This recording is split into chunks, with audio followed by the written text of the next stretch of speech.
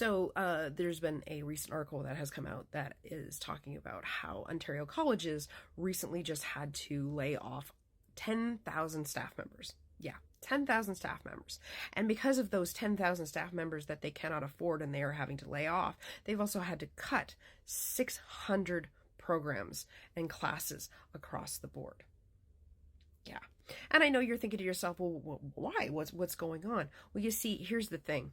Doug Ford learned a long time ago that he could cut all of the funding it normally gives, like a whole bunch of the funding, to these colleges, because he could just push them to bring in more immigrant students, because then the colleges would get all this money from the immigrant students, right? Like they were just endless amount of students that they could just bring in, right? Well, when the federal government got harped on and harped on and harped on about the fact that they were bringing in too many immigrants into Canada, and they decided to scale back and put a cap on it, reducing the amount that were coming in. This included foreign students. So now all of these colleges don't have that extra money from the foreign students that were coming in.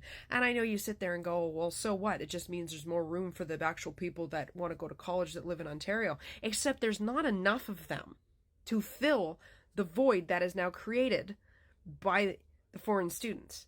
There were not enough people to fill all of those spots, so now the colleges have no friggin' money because they're not getting enough public funding from the actual province.